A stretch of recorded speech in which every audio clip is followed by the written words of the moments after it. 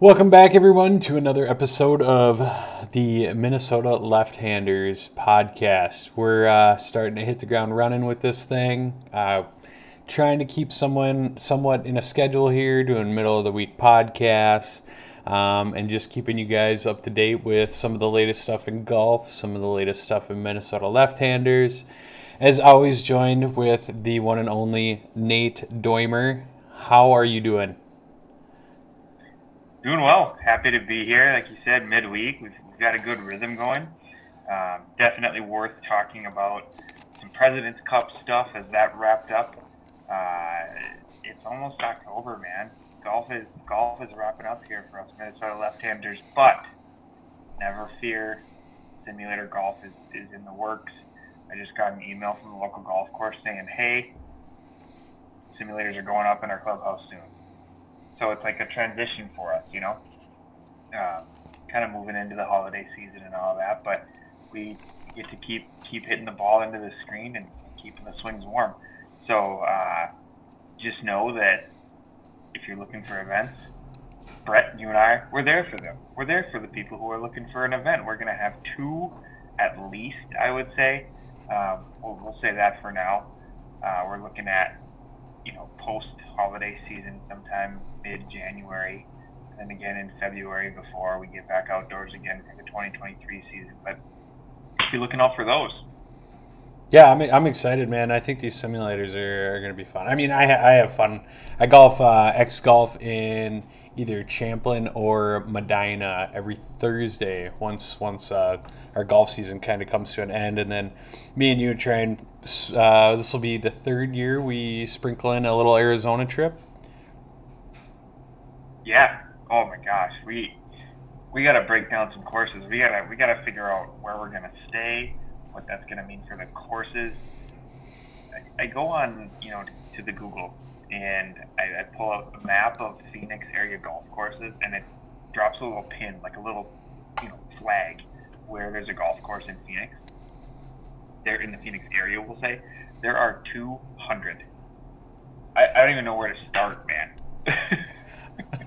I know, it's too many. I mean, it'll be a third year. And I mean, both years we went to two or more golf courses, so we're just trying to keep on checking them off the list, I guess, right?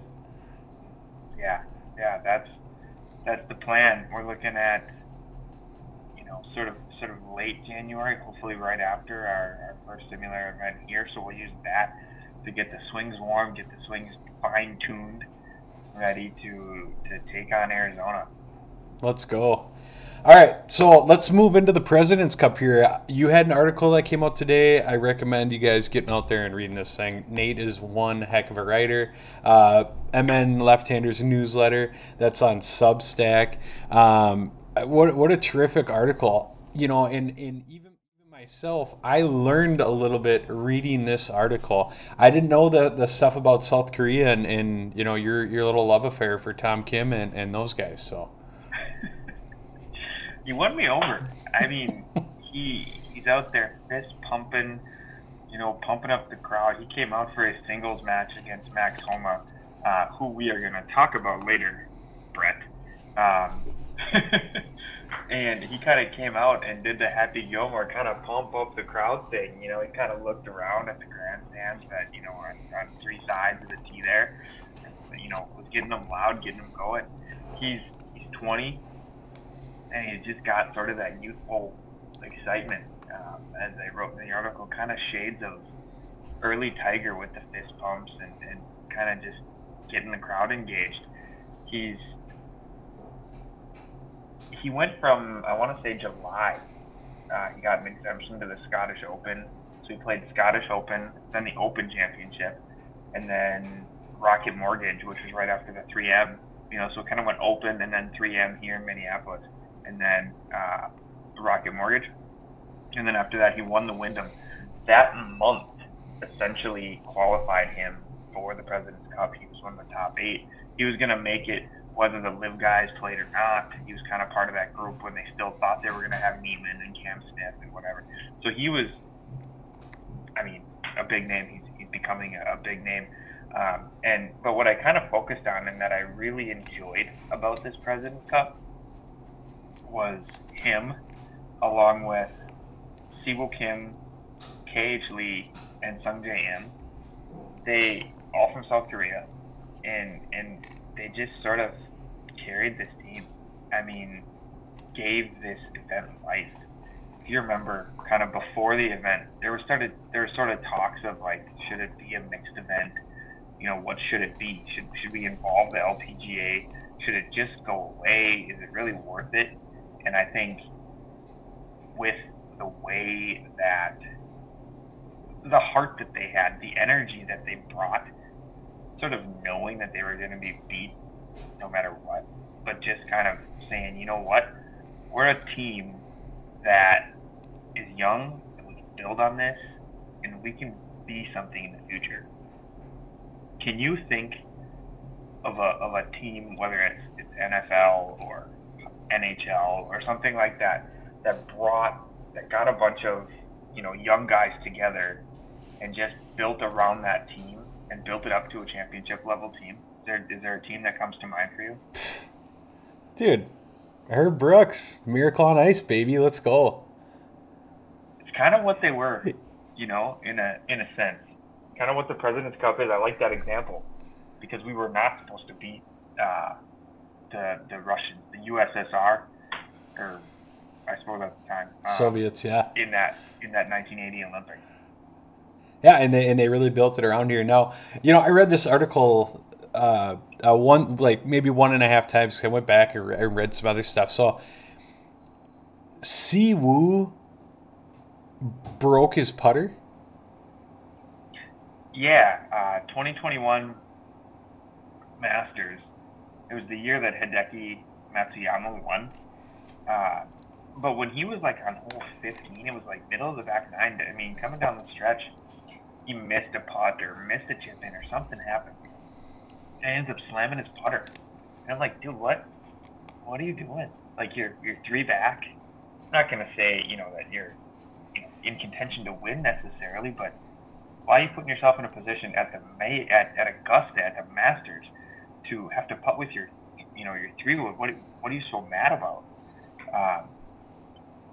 Well, it came out soon after that he needed to play well in that event to qualify for the Olympics. This is a bit of a journey. So, hey, let me read a quote from the article here. Thus, the frustration taken out on the putter. Ultimately, he did not qualify and represent South Korea in the Olympics, ultimately he did qualify and represent South Korea in the Olympics, but did not medal. All South Korean men must complete their service by 28 years old, and at 27, Siwoo is short on time. Yeah, so as we record this, he's 27 years old. I would imagine that we're gonna lose him from the tour for a little while here soon. I referenced a guy by the name of Sang-moon Bae back in 2015 who, I mean, he hadn't won a major, but he was definitely like, you know, making a career for himself. He was doing well. And he tried to get some exemptions, you know, to not have to do his 2 years. Ultimately, he had to go do his 2 years, 2015 to 2017. And he just has not been the same guy since then. He's back on tour, but he's kind of bouncing back and forth between the Korn Ferry Tour and the PGA Tour. Just he hasn't found his footing again yet, and I fear that that's going to happen with these guys. Not like calling for the abolishment of the military requirements, but what I'm saying is they have something here where we thought that the President's Cup was going to be carried by Abe Ancer, Cam Smith, Joaquin Neiman, Hideki Matsuyama. You know, like those were big names that were supposed to carry this President's Cup, and it just kind of felt empty. Those four, empty once those four left, Cam Smith and those guys. These 4 Koreans filled that void. I mean, it was fun. They were excited. It was a blast. Siwoo Kim beat Justin Thomas in the singles on Sunday. Like, again, they knew they were beat. Who shanked one like right off the tee box in that par 3, I think it was, shanked one straight into the woods. was one of the Americans. I don't remember who it was, but it was. It might have been Justin Thomas. I think it was. That's why it was hilarious Something in me. showing that these guys were human. But going back on your saying Moon Bear, the 2019 Golf Channel article that you referenced in here and quoted, I've kind of lost my feel on how to play golf. Not how to swing. I forgot how to play golf. And we kind of know what that feels like. Oh, I mean, we have to do it 6 months out of the year when winter comes. And the thing that I was going to spin off of this now is talking about Tom Kim. Tom Kim's 20 years old. This guy has 7 years before he has to complete his 7, 8 years before he has to complete his service. Now, let me ask you this. Does he go now? Does he go later? He's kind of up and coming, but does he want to fall into the same thing? Does he enjoy it now up until he's 28? And then kind of, because he's hot right now? Or do you take the break, you get this over with, and then you get back at it? Well, where are we at in our Olympic cycle? Do we have a Winter Olympics next? Ooh. Or are we heading toward the Summer Olympics again? I forgot. Yeah, let me... Well, and the reason I ask is because at 20, if we have a Summer Olympics coming up, he's got a couple chances to medal. And if he medals in the Olympics, he does get an exemption from his military requirement. So, if I'm Tom Kim at 20 years old like this, I'm gonna take my chances at the Olympics to try to medal and get that exemption, because that possibility is there, and then you just get to hopefully in the meantime continue winning majors and winning tournaments and making a name for yourself, solidifying yourself in your career. 2024 Paris. That's the next Olympics. Okay, so it's 22. Does that mean we have a Winter Olympics this year? Is it every 2 years, right? Yeah. It says the next Winter Olympics are 2026. Oh, because we had them in February. We must have had them. Yeah, we did. We had the Olympics in February of 22. So we've got some time. So 2024, that puts him at he'll have an Olympics at 22 years old. Yeah, 2022 and then in again Beijing. at 26 years old. So he's got 2 rounds of Summer Olympics to try to medal. And if I'm him, I see where that lands before I decide to. Of course he's getting a medal. Come on. I mean, he's Tom Kim. Yeah, He's Tom exciting. Kim. So I don't know, where we'll be in 2 years with the international squad. It seems like Adam Scott is just old. We might have seen the last of him here, but the other guys seem like they're going to be around for a while, younger, and I don't know who's coming after. Who's going to be, who's 18 right now, who's 16 right now, who's going to show up in a couple of years and fill out this team. But it just seems like they've got a solid foundation, which is great. I think these team competitions are good. I think they're fun. And I think I maybe even mentioned this in a previous podcast. I think the PGA Tour playoffs should be sort of this match play format that we see. It's a cool format. People like it. It's a lot of fun. There's something to, and this wouldn't be a playoff thing, but something to playing for a team as well. Mm-hmm. It's a team point. It's not just you. It's not every man for himself. You're playing for your team too. There's just something to it. It's kind of cool. So, the piece of writing, the article goes a little more in depth on some of that stuff, and I don't know. I just think it's kind of cool. I want to hear what you have to say for yourself regarding Max Homa. Eat my words, but I'm still standing by. There wasn't as much competition as there could have been. These guys were going into this thing knowing that they weren't going to be playing the best of the best. Right. They were playing some of the best. So that, I mean, it's just intangibles here, you know what I mean? Like, I'm not playing against the Cameron Smith, because he's second ranked in the world, but I'm not playing against him, so my confidence is a little bit better that I got to play against these guys that are kind of up and coming. And I mean, how many President's Cups has Tom Kim been in? How many is Dustin Johnson or Johnson been in? It's you know what I mean. That's kind of what I'm getting at here. And dude, after the first 2 days, it was pretty embarrassing, dude. They were up like 8-2, 11-2. I think it was in the first 2 days. I think it was 4-1 and 4-1. I think it was like 10-2. Like after that first day, it was. Yeah, I mean, it was a drubbing, and we kind of knew that was going to happen. Right. But at least the last day, they kind of came back, and there was a little bit of entertaining stuff. And and don't get me wrong, it was still really, really good, high quality golf to watch. You know what I mean? Right. And if nothing else, like I said, that international squad didn't like just roll over. You know what I mean? They didn't just give up, and that made it kind of fun. And it gave it a little bit of intrigue toward the end. When you say playing the best of the best, I think the Ryder Cup is obviously the better indicator of which team is better, because you've got Rory McIlroy, John Rahm, Matt Fitzpatrick. I mean, it's a heck of a squad. And I will say this though, it's 2 years away. Max Homa's on that team. There seems to be a bit of a love affair here with Max Homa. I get that, but he's on that team. I think he's that good. I think you would argue during our last podcast, you were big opinion on this, that he was handed that win last week. No one's gonna say he wasn't.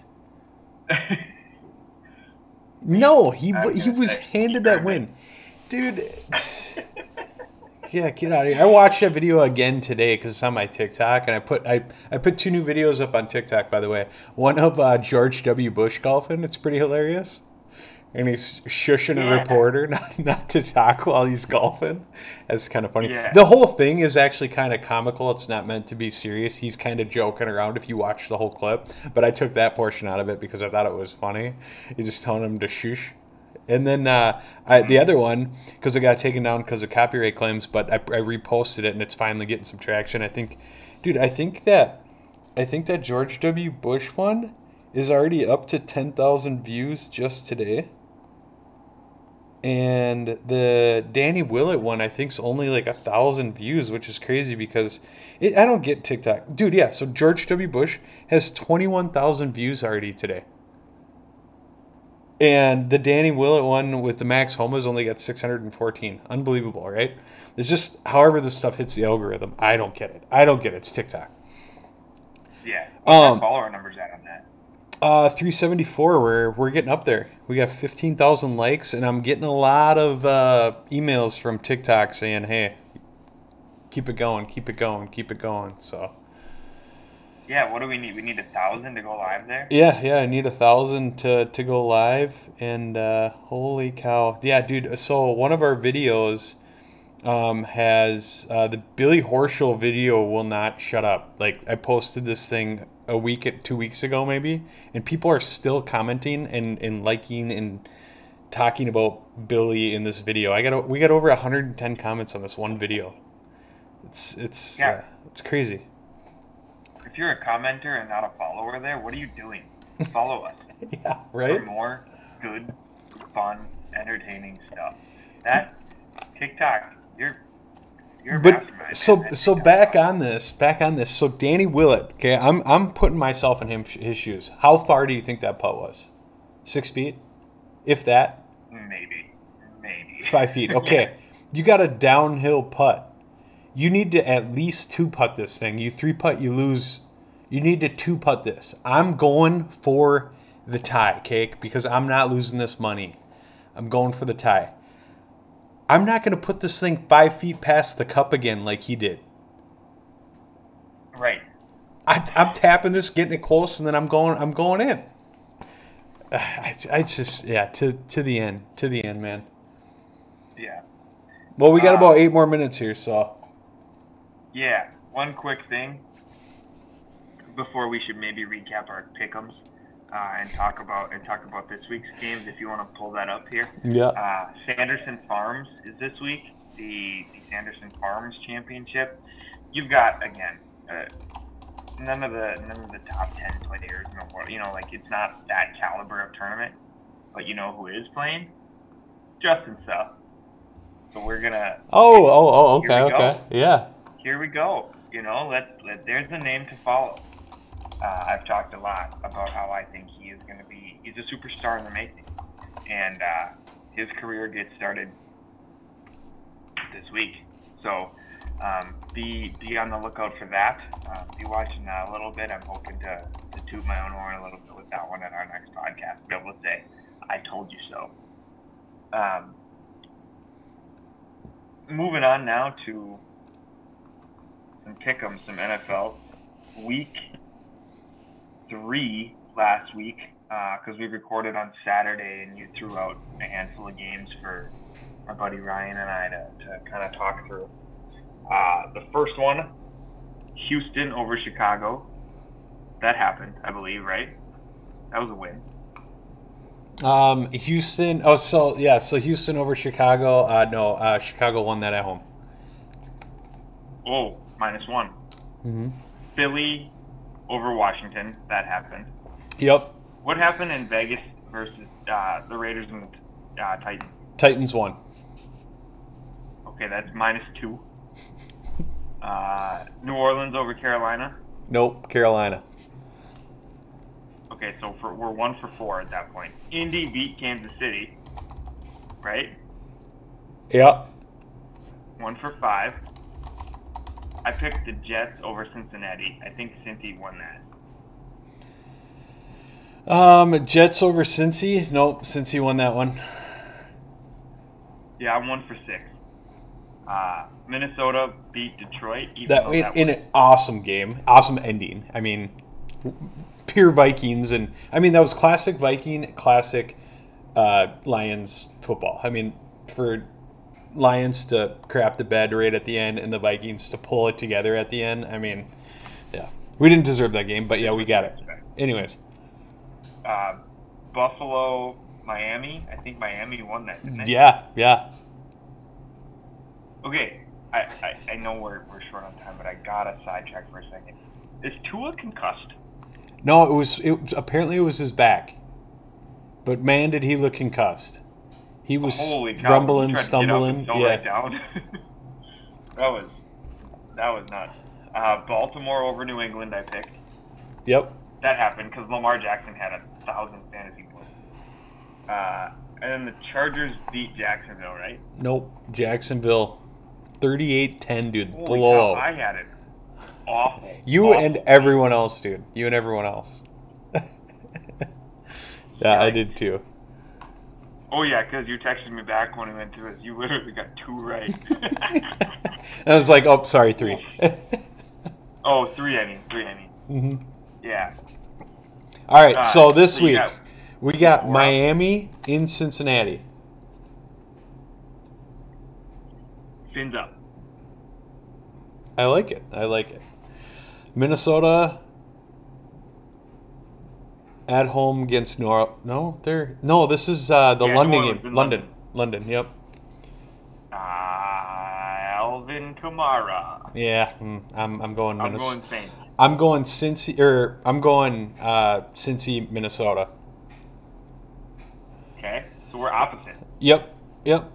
I know I should be taking Miami, but with Tua hurt in his back, and who knows if he's going to play, and in Cincinnati, and Burrow's going to, I think they got a shot there. All right, Cleveland at Atlanta. The Browns. I'm going ATL. Washington at Dallas. Oh my goodness. And there's a chance Dak could play, he's saying. Even if he doesn't, Cooper Rush seems like serviceable. Serviceable? He looks better than Dak. Dak is trash. But yeah, I'm going Cowboys. I'm going Cowboys too. Seattle at Detroit.